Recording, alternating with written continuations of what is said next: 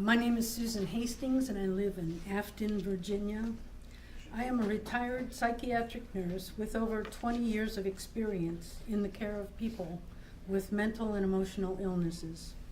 I come here today to speak about the mental health impact of the proposed pipelines on people along the proposed routes. People who have poured their resources, physical, emotional, spiritual, and financial, into their home and land are now facing the likelihood of having that land taken and destroyed for corporate greed.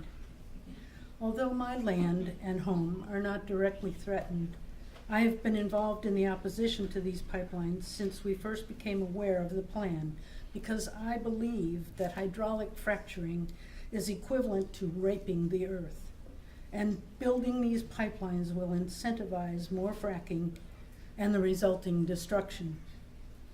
Since joining the pipeline opposition over 3 years ago, I have observed many people who are directly threatened attempt to cope.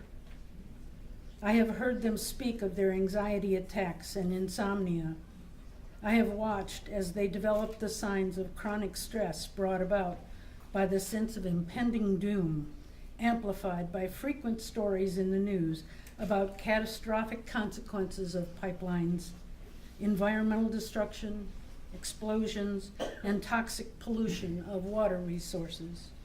One particular story that has fueled the stress has been the Rover pipeline debacle. The Rover is currently under construction. It is a virtual twin to the proposed ACP, a 42-inch high-pressure fracked gas transmission pipeline.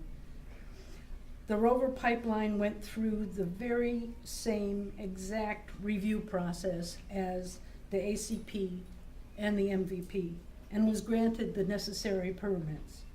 But it has left a path of destruction behind in West Virginia and Ohio. A recent PBS News report documented the violations that have occurred during the construction and the punitive actions taken by both the Ohio EPA and FERC against the Rover pipeline. Fines are being levied, but that doesn't ameliorate the problem, and it certainly doesn't mitigate the problem. The damage is done. Ruin is forever.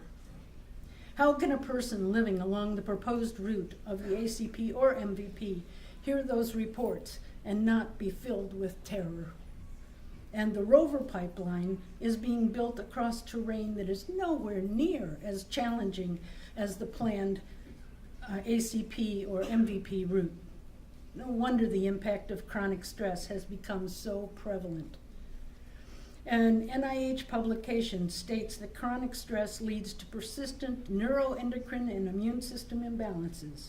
Research in this field is starting to define how multiple independent, though often interconnected, biochemical pathways affected by chronic stress concur to promote disease.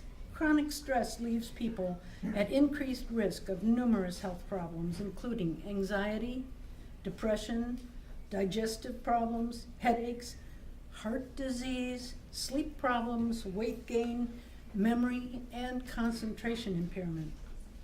And I bet some of you can say that you've experienced some of those. In comments I submitted, I asked FERC to include a study of the impact of chronic stress created by the proposed project on the mental health of the residents along the route. As a psychiatric nurse, I shared that I have seen many of my friends and acquaintances develop symptoms of serious mental illness, including depression, anxiety disorders, insomnia, night terrors, explosive disorders, substance abuse, and addiction relapse. I have watched concerns related to the pipeline proposal become obsessional, with severe consequences on people's ability to function at home and at their work. After searching through the EIS, I saw no evidence whatsoever that the FERC or any other agency addressed these concerns. How can an environmental impact statement completely ignore the psychological and emotional impacts of the human inhabitants of these affected areas? Thank you.